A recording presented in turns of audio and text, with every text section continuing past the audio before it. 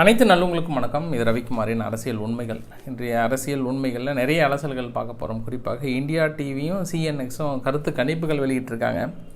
இது கருத்து கணிப்புகளா கருத்து திணிப்புகளா அப்படின்றத நான் உங்ககிட்ட சமர்ப்பிக்கிறேன். நீங்கள் அதற்கான விடைகளை சொல்லுங்கள். ஸோ அவங்களோட கருத்து கணிப்பு இந்தியா ஃபுல்லாக வெளியிட்டிருக்காங்க. நார்மலாக எலெக்ஷன் டேட் வர வரைக்கும் விடுவாங்க. எலெக்ஷன் ஏப்ரல் 19க்கு அப்புறம் வெளியிட முடியாது. திரும்பியும் ரிசல்ட் அப்போ தான் வெளியிட முடியும். அதுக்கு முன்னாடி தடை விதிச்சிட்டாங்க. ஸோ இந்த கருத்து கணிப்புகள் என்ன சொல்ல வருது, ஒரு சார்பாக ஆதரவாக சொல்லியிருக்காங்களா அப்படின்றத பார்த்துடலாம். அது பார்க்க போகிறதுக்கு முன்னாடி இன்னொரு விஷயம் என்னென்னா, தேர்தல் களத்தில் வேட்பாளர்களை ஆதரித்து ஒவ்வொரு கட்சி சார்பாகவும் பயங்கரமாக தீவிர பிரச்சாரத்தில் ஈடுபட்டிருக்காங்க. அவர்களோட அதில் முக்கியமான வார்த்தைகள் என்ன அப்படின்றத பார்த்துட்டு அரவிந்த் கெஜ்ரிவால் அவர்களை பற்றி நம்ம பார்க்க போகிறோம் இந்த வீடியோ பதிவில்.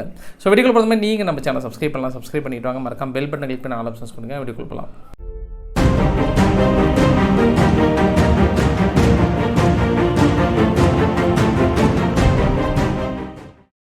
நான் உங்ககிட்ட இந்த கருத்து கணிப்பு சப்மிட் பண்ணுறதுக்கு முன்னாடியே நான் சொல்லிடுறேன். கருத்து கணிப்பாக திணிப்பான்றதெல்லாம் தெரியல.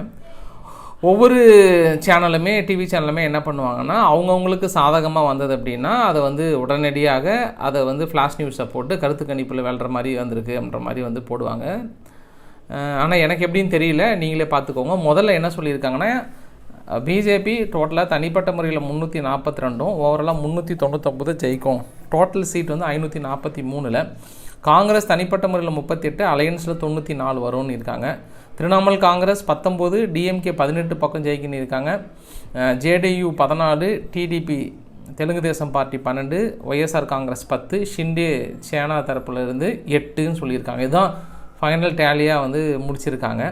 இன்னும் கொஞ்சம் நம்ம டெப்த்தாக தமிழ்நாட்டில் உள்ளே இறங்கி பார்த்தோம் அப்படின்னா, தமிழ்நாட்டில் எவ்வளோ கொடுத்துருக்காங்கன்னா, டிஎம்கே 30 பக்கத்தில் ஜெயிக்கும், BJP 5, ADMK 4.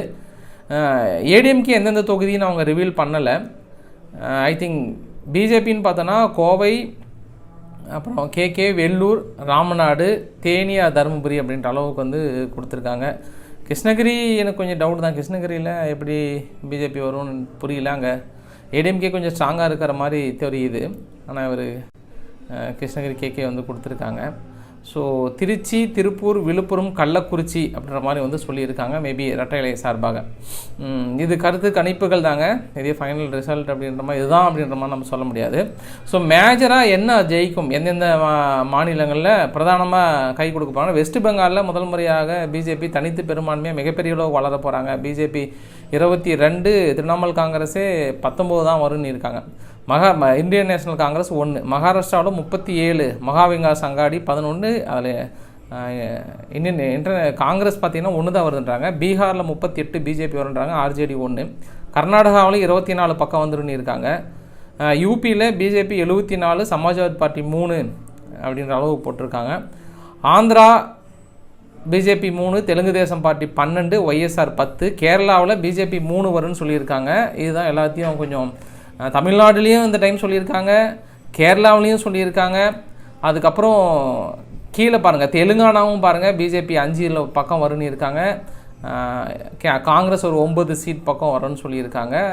BRS 2, MIM 1. Tamil Nadu already சொல்லிட்டேன். புதுச்சேரியில் பிஜேபி ஜெயிச்சிருன்னு இருக்காங்க.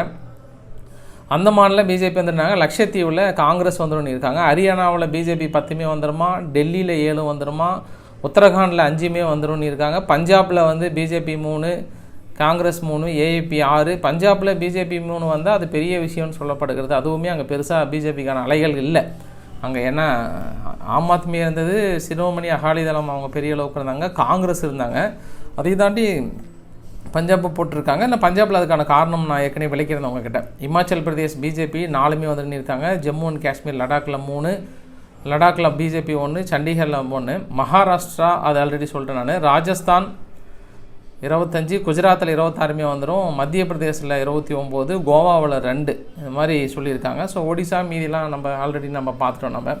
ஸோ இந்தளவுக்கு ப்ரிடிக்ஷனில் எல்லா கூட்டணியும் சேர்ந்து வந்திருக்குன்ற மாதிரி சொல்லியிருக்காங்க. ஸோ பார்க்கலாம், கருத்து கணிப்புகளாக வரப்போகிறதா இல்லை கருத்து திணிப்புகளாக வரப்போதா அப்படின்னு தெரியல. ஆனால் எனக்குள்ள ஒரு ஆதங்கம் என்னென்னா, எத்தனையோ கருத்து கணிப்புகள் இது வரைக்கும் வெளியிடுறாங்க. ஒரே ஒரு ஆள் ஆசைக்கு கூட என்கிட்ட யாரும் கேட்டதில்லை. உங்ககிட்ட ஏதாவது கேட்டிருந்தாங்கன்னா சொல்லுங்கள், பார்க்கலாம். பட் பிரதானமாக எதிர்க்கட்சிகள் என்ன சொல்லியிருப்பாங்க அப்படின்னும் போது, இது அவங்களுடைய ப்ரெடிக்ஷன், அவங்களோட கோடி மீடியானா அப்படி தான் அவங்க போடுவாங்க. இதெல்லாம் வந்து ஏற்றுக்கிற மாதிரியான செயல்கள் இல்லை அப்படின்னு இருக்காங்க. இன்று வரை திமுக தரப்பில் இருக்கக்கூடிய கூட்டணி கட்சிகள் வந்து 39க்கு 39 ப்ளஸ் வந்து பாண்டிச்சேரி ஒன்று 40 நமதே அப்படின்னு இருக்காங்க. ஏடிஎம்கே வந்து 40 நமதேன்னு இருக்காங்க. பிஜேபியும் 40 நமதே என்ற கொள்கையில் தான் இருக்காங்க.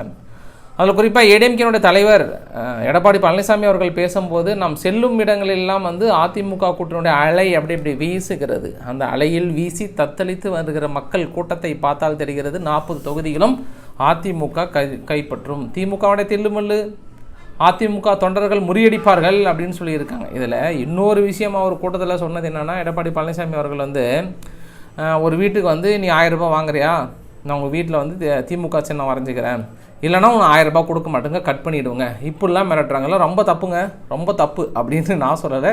எடப்பாடி பழனிசாமி அவர்கள் வந்து சொல்லியிருக்காங்க, நாங்கள் வந்தால் கூட உரிமை தொகையெல்லாம் வந்து நிறுத்த மாட்டோம், அதுவும் நான் 3000 ரூபா வாங்கி கொடுக்குறேன்னு சொல்கிறேன் வேறு இல்லை, மத்திய அரசுக்கிட்ட சொல்லி 3000 ரூபாய் உங்களுக்கு வரப்போகுது, நான் எதுக்கு நிறுத்த போகிறேன், 1000 ரூபாய் 2000 ரூபாய் ஒன்று அதிகமாக கிடைக்க போது சொல்லுங்கள் பாஸ் அப்படின்ற அளவுக்கு வந்து அவர் ரொம்ப டென்ஷனாக தான் பேசியிருக்கிறாரு. தருமபுரியில் அந்த அன்புமணி ராமதாஸ் அவர்கள் என்ன சொல்லியிருந்தாங்கன்னா, சௌமியா அவர்கள் ஏதாவது மக்களுக்கு பிரச்சனை விட பத்திரகாளியாகவே மாறிடுவாங்களாம், பத்திரகாளியாக மாறி உங்களுக்கான பிரச்சனைகளை தீர்த்து வச்சிருவார், ஐநாவுக்கு போய் கூட பேசியிருக்காரு, நாடாளுமன்றத்துக்காக வந்து குரல் கொடுப்பார் அப்படின்ற மாதிரி வந்து சொல்லியிருந்தாங்க. நேற்று அவரோட சௌமியா அன்புமணி அவரோட பிரச்சாரத்தில் திடீர்னு ஒருத்தர் சாமிக்கு வந்து அருள்வாக்கு வந்து எலுமிச்சை மலம்லாம் எடுத்து நிச்சயம் நீங்கள் வெற்றி பெற்றுன்ற அளவுக்குலாம் வந்து சொல்லியிருந்தாங்க. அருள்வாக்கு பார்க்கலாம் நடக்கிறதா என்னவென்றது பொறுத்திருந்தான்னு பார்க்க வேண்டும், சாமியோட அருள்வாக்கு என்ன செய்ய போகிறது அப்படின்றத. அதை தாண்டி பிஜேபி தரப்பில் வந்து மிகப்பெரிய அளவு குற்றச்சாட்டை சொல்லியிருக்காங்க.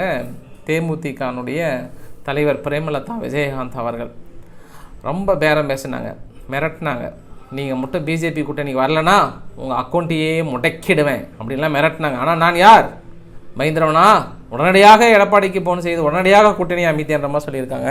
நான் என்ன ஜெயலலிதா மூலம் தைரியமாக முடிவெடு பண்ணியிருக்காங்க. எல்லாம் கரெக்டு. அதோட இன்னொரு வார்த்தை கூட சொன்னாங்க, சீக்கிரமாக போய் ஓட்டு போட்டுருங்க, திமுக காரங்களாம் கள்ள ஓட்டு போட்டுருவாங்க அப்படின்ற ஒரு குற்றச்சாட்டை சொல்கிறாங்க. ஐயா, எந்த கட்சியாக இருந்தானே அந்த கள்ள ஓட்டுலாம் வந்து அந்த காலங்க, இப்போல்லாம் எந்த கட்சி மீது இது அபாண்ட பழி, அது யாராக இருந்தாலும் சரி, திமுக மீது அப்படிலாம் வந்து சொல்ல வேண்டாம். என்ன ஒரு பிரச்சனைனா அக்கௌண்ட்டை முடிக்கிடவேன்ற அளவுக்கு மிரட்டுற அளவுக்கு நீங்கள் பெரிய கட்சியெல்லாம் இல்லை, உங்களை வந்து யாருமே வேண்டானாலும் ஒதுக்கி விட்டு தாங்க போய் சேர்ந்தீங்களோன்ற சந்தேகமே இன்னுமே. நீங்கள் என்ன சொன்னீங்க ஃபஸ்ட்டு, 11 தொகுதி ஒரு ராஜ்யசபா சீட் இருந்தால் தான் நான் கூட்டணி, நீங்கள் உங்களால் ஏன் அதை வாங்க முடியல? அப்போ உங்களோட பலவீனம் தானே அது. கடைசியில் எத்தனை சீட்டு போய் நீ வாங்கினீங்க? உங்களால் ராஜ்யசபா சீட்டு வாங்க முடிஞ்சதா? வாங்கலை. ஆனால் இது வரைக்கும் பார்த்தீங்கன்னா இந்த கூட்டணியிலே ஏடிஎம்கே தரப்பில் தான் அதிகமான தூது விடப்பட்டிருக்கிறது. இங்கே பிஜேபி தரப்பிலிருந்து ஒரே ஒரு தூது, அதுவுமே இவங்க என்னன்னா எம்பி வந்து சீட்டு கேட்கப்பட்டதாகவும் அதுக்கு நீங்கள் தாமரை சின்னத்தில் நின்றீங்கன்னா நாங்கள் மேலவையில் கொடுத்துட்றோன்னு சொன்னோடனே அவங்க கப் சிப்புன்னு ஆகிட்டாங்க, வேறு வழியில் போய் சேர்ந்துக்கிட்டாங்க. கடைசி வரைக்கும் தேர்தல் டேட் அனௌன்ஸ் பண்ணி திமுக வேட்பாளர்லாம் அனௌன்ஸ் பண்ணி எல்லாமே கடுப்பானதுக்கப்புறம் ஓடி போயிட்டு நீங்கள் வேட்பாளர் அனௌன்ஸ் பண்ணும்போது, ஆனால் கடைசியில் எங்கள் கொள்கையின் அடிப்படையில் கூட்டணின்றதெல்லாம் வந்து ஏற்றுக்கொள்ள முடியாத ஒரு சார அம்சமாக நான் பார்க்கிறேன்.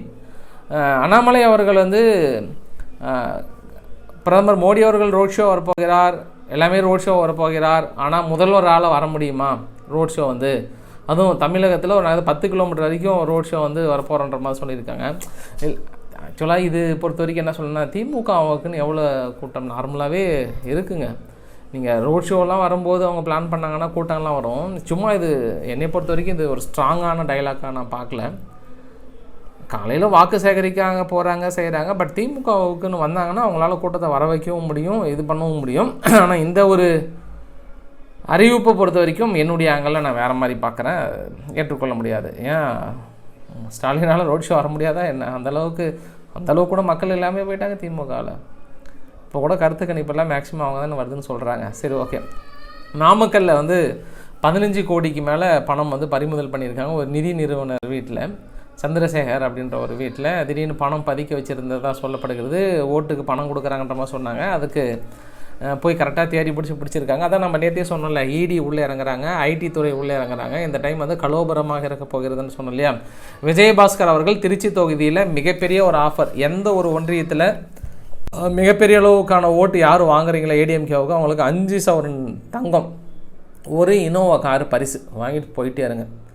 இல்லை எல்லா இதுலேயும் வந்து எல்லாத்துக்கும் வாங்கிக்கோங்க, அவ்வளோதான், போய் வேலை செய்யுங்க, துரிதமாக வேலை செய்யுங்க, நாயாக வேலை செய்யணும், பேயாக வேலை செய்யணும், வாலாட்டிட்டு வேலை செய்யணும், நீங்கள் எப்படினாலும் வேலை செய்யுங்க. நம்மளுக்கு தேவை ஓட்டு வேணுங்கன்னா ஓட்டு 5 சவர நகை, இந்த பக்கம் இனோவா கார் அப்படியே வரிசையாக நிற்கும். வந்து ட்ரைன் அப்படியே கழுத்தில் மாட்டுறீங்க, இனோவா கார் எடுத்து சல்லுன்னு போயிட்டே இருக்கிறீங்க. நீங்கள் டிரைவிங் லைசன்ஸ் இருந்தாலும் இல்லைனாலும் நீங்கள் ஓட்டிகிட்டு போங்க, அப்புறம் நம்ம பேசிக்கலான்னு இருக்கிறாரு. ஸோ இது பயங்கர பூஸ்ட்டாக இருக்கும். பாருங்கள், நீங்களே யாராவது முடிஞ்சால் திருச்சி தொகுதியில் போய் வேலை செஞ்சு இனோவா கார் வாங்க முடியுதான்னு பாருங்கள். சரி, இப்போ நம்ம இப்படி தேசிய அரசியல் பக்கம் போகணும் அப்படின்னா அந்த அதிசினா ஆம் ஆத்மி பார்ட்டி லிகர் ஸ்கேமில் அரவிந்த் கெஜ்ரிவால் மாட்டினதுக்கப்புறம் இவங்க தான் அடுத்த முதல்வர் கேண்டிடேட் அப்படின்ற மாதிரி வந்து கொஞ்சம் அப்படியே போயிட்டுருக்கு இல்லையா. இவங்க என்ன சொல்லிட்டாங்க, 2 குற்றச்சாட்டு ஒன்று வச்சாங்க. ஒன்று, பிஜேபி என்னைய பர்டிகுலராக மிரட்டுறாங்க, உங்கள் மீது கேஸ் பதிவு பண்ண வேணாம், உங்களுக்கு நிரபராதி விடுவிக்கணும்னா எங்கள் கூட வந்து ஜாயின் பண்ணுங்க அப்படின்னு இருக்கு.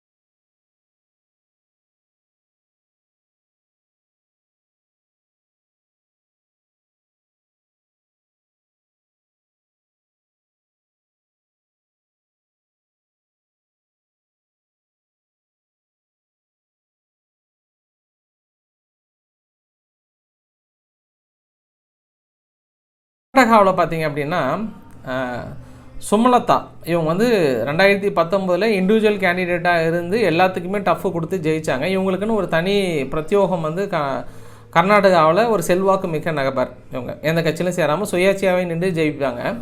ஸோ இவங்க திடீர்னு இன்றைக்கி என்ன பண்ணிட்டாங்க, நான் ராஜ்யசபா சீட்டில் எனக்கு பிஜேபி கொடுக்கறனால நான் வந்து இந்த தொகுதியில் நிற்கலை அப்படின்ற ஒரு அனௌன்ஸ்மெண்ட்டை கொடுத்து எல்லாத்துக்கும் வந்து ஷாக் கொடுத்துட்டாங்க. அவங்களோட தொண்டர்களே தேம்பி அழுகிறாங்க, அப்படி அழுந்து இப்படி கண்ணு தண்ணி அந்த பக்கம் வந்து தூக்கி போடுற காய்ச்சலாக இருந்தது. ஸோ அந்தளவுக்கு ரொம்ப வருத்தப்பட்டாங்க. இவர் நம்ம பிஜேபியோட இணையரணி இருக்காங்க. இவர் மட்டும் இல்லை, குத்து சண்டை வீரர் விஜேந்திர சிங் அவர்கள் வந்து ஏற்கனவே காங்கிரஸில் இருந்தார், இப்போ விலகி போயிட்டு அவருமே பிஜேபியில் சேர்ந்துக்கிட்டார். கோவையில் கூட நேற்று ஒரு தனியார் கல்லூரியில் வருமான வரித்துறையினர் வந்து மிகப்பெரிய அளவுக்கு சோதனை செஞ்சுருக்காங்க, பணப்பட்டுவாடா செய்திருக்காங்கன்ற மாதிரி. ஆனால் அதை தாண்டி பணப்பட்டுவாடா இருக்கா இல்லையா அப்படின்றது உங்களுக்கு கண்கூடாக தெரியும், எனக்கும் கண்கூடாக தெரியும், அனைவருக்கும் கண்கூடாக தெரியும் என்ன நடக்கிறது என்பது ஊரறிந்த விஷயந்தான். சரி, பார்க்கலாம் எந்த அளவுக்கு பிடிக்க போகிறாங்கன்றது. ஆனால் ஒன்று மட்டும் நிச்சயமான செயலுங்க, இந்த வாகன சோதனையில் எத்தனை தடவை என் வாகனத்தெல்லாம் சோதனை செய்வீங்க?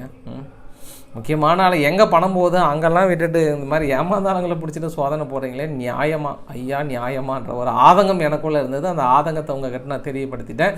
ஸோ இன்றைக்கு ஓரளவுக்கான தகவலை கவர் பண்ணி நினைக்கிறேன். பிடிச்சிருந்தா லைக் பண்ணுங்கள், ஃப்ரெண்ட்ஸுக்கு ஷேர் பண்ணுங்கள், சப்ஸ்கிரைப் பண்ணுங்கள். ரவிக்குமார் அரசியல் உண்மைகள். நன்றி, வணக்கம்.